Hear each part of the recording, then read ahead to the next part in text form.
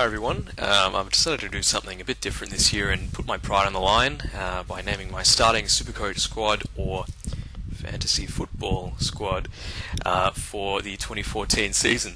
So hopefully my reasoning can help you with your teams as well. There's still time to change your teams before the first lockout, and if you're worried about these poor production values, it's because I'm in my place in Sydney. So let's get started. So for defenders, I've started off with Jared McVeigh and Sam Mitchell. Really, they're midfielders that are classified as defenders. It's as simple as that. They should 100% be in your side, no questions asked.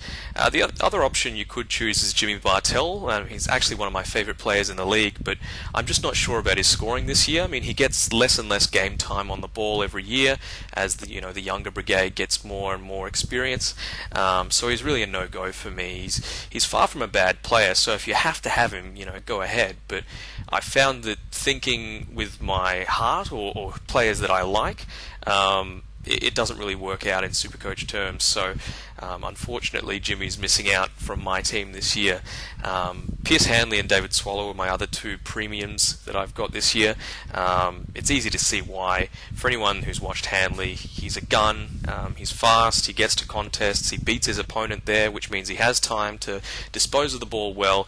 He knows how to tackle, he's a booming kick, he gets rebound 50s, he kicks goals, he's a great defender in every sense of the word. And as for Swallow, I think he's ready to explode. He's been training with the midfield group all year, all summer. And his kicking, which could use a little bit of work, is getting better. And I really think that for someone that's classified as a defender for 430 odd, I think he is, you're not going to get much better than that. I've also considered Michael Hibbert as one of these two picks, and he was actually in my team for a few months, really. I just don't like the fact that he strained his hamstring in the second NAB Challenge game. I know that Essendon play their round one game in the second week of round one, but I don't think it's good enough, and I just don't like it, and I'm going to stay away from him for that reason only. And for my cheaper picks, I've gone with Jimmy Webster and Luke McDonald. Luke McDonald's a no-brainer. He's been training with North Melbourne already for a year, so he's got that endurance he's built up. He knows the game plan. Every side should have him. Webster is a bit of a different story. He wasn't really on anyone's radar before this pre-season, but and that's really due to him being the sub in most of the games that he played in 2013. But he looks set in the best 21 of St Kilda this year, so it looks like he's been earmarked as the rebounding defender for St Kilda. So he's got a great kick, he gets into space, people are going to feed him the ball, and anyone that can score 90 Supercoach points from 11 disposals and 56% game time, which he did against the Western Bulldogs, needs to be seriously considered, and he's priced at, $240, so you're not going to get much better. For my bench, I've gone with the Langers in Tom Langdon and Will Langford. They're rookie defenders, and they're few and far between. The only real other option is Jeremy Laidler, and that's purely based on gut feel that I have excluded him from my team. I don't think he can keep his spot in the Sydney lineup, even though he has been named on the field for their teams this week. I don't think he's going to be a worthwhile cash cow. He'll either be a sub or he'll just not get a game at all. But if he fits into your salary cap, by all means, pick him. As for Langdon and Langford, Langdon's been named on the halfback flank for Collingwood. He's a 19-year-old, so I'm not sure if he's 20 now, but he was an overage player at TAC Cup level, so he'd already had a year. He played a second year in the TAC Cup as an overage, and so he's got that bit more maturity. He showed plenty of ability in the NAB Challenge games. So, by all means pick him. And Langford, he's listed as a backman, but he's played all his game time forward this pre-season.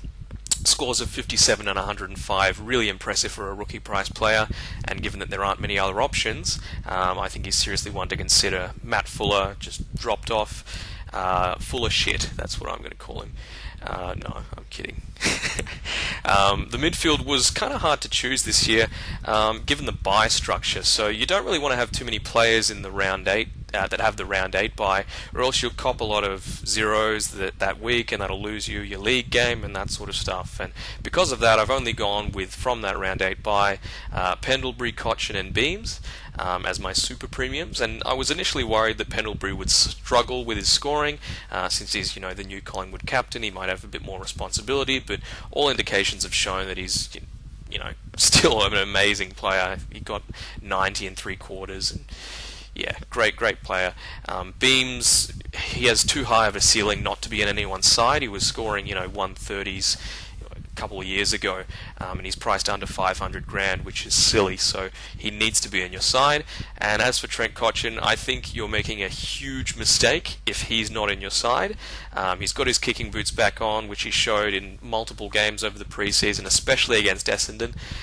He had a mammoth score against Collingwood where he kicked, I think it was 3 goals. So he could go forward and kick goals again. He kicked less than 10 goals, I think, in 2013. So if he can get back to a goal a game, a goal and a half maybe, goal and a half, then his scoring is going to skyrocket. And I think he'll be the number 3 SuperCoach player in the league at the end of the year.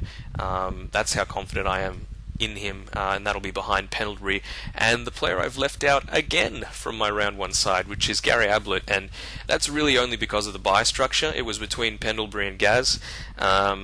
Luckily, Gold Coast have the first bye round, so I won't miss too much of Ablett. I'll just bring him in round 9. It's as simple as that. I really do think managing the bye rounds is very important for this year, as it is every year, but I think due to how many midfielders are in that first group, I think Adelaide's in it as well, so if you have Rory Sloane, then it's even worse. So yeah, that's the super premiums. For the underpriced premiums, I've gone with Luke Shuey and Dale Thomas. Have a look at West Coast's draw before their bye. It's very easy. Hopefully they won't have a dud season again like they did in 2013. I think Shuey could be top 10 in SuperCoach players at the end of the year. But if it does look like he's about to drop off, reduce his scoring towards the latter part of the first half of the season, like I said, I'm bringing in Gaz in round 9, and that's when West Coast have their bye, so I can just go Shuey to Gaz if I have to. I know it's sideways trading and that's not that good, but it has to happen. As for Dale Thomas, I don't think he's very durable, but he's too tempting to pass up. He's more of a high risk, high reward player. He showed he can do great scores at both Collingwood and in the preseason at Carlton. If you want to have a safer pick, Shane Savage, you see, I had him in my team for a lot of the preseason. I just really think I need those high scores, so I've gone with Thomas. And for my on-field rookies, I've gone with 3 players that have moved clubs, so Viv Mitchie, Jared Pollock and Xavier Ellis. They've all been very impressive for their respective clubs, especially Pollock, and he's been named on the field as well, and they're all priced around that 170, 160 mark, so they're too good to pass up for mine. For the bench, I've gone with Luke Dunstan. He seems like a certainty to line up for round 1. He's got that mature body already. He scored, respectively, well for St Kilda, and he's been a lock for basically since SuperCoach opened. And Matt Crouch is my second one. He was impressive at under 18 level in terms of fantasy footy scoring. Hopefully that'll translate to AFL level. His endurance is a bit suspect, so he might be the sub or he might get sub, so that'll reduce his scoring a little bit. Hopefully he gets full games. If you can think of any better rookies that I haven't mentioned, don't hesitate to mention them in the comments below. There's still time for me to fix my team if you think it's garbage. For the Rucks, Sandilands has been a lock for me for quite a while. He's only priced at 330, I believe, and he's been a lock for me for a long time. I think he can pump out a few big scores this year. I don't think he can last the whole year, so if you pick him, you basically need to be prepared to trade him, and I think the best time to do that's in the bye rounds. I don't think he can handle a full season, and Fremantle have some very capable other rucks in Jonathan Griffin and Zach Clark, and even Kepler can go in there and do a little bit.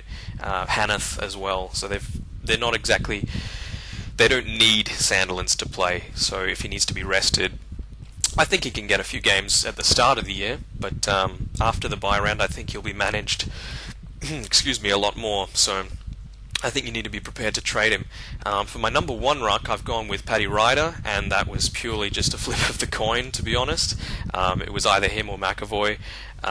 Both have the potential to greatly improve on their 2013 outputs. McAvoy showed that he can score, 100 plus, 105 plus in his earlier years in St Kilda. And Ryder has shown what he can do when he's the number one ruck for Essendon. So, Bell Chambers, thank you for getting injured. I hope you're back not too soon, but Ryder looks set to put out some big scores this season, and again under 500 grand. So very, very good option. For my rookies, I've gone with Tom Derricks and Max King. They're really the only players in my side other than Crouch who could change. I think Derricks has the number one backup role sewn up.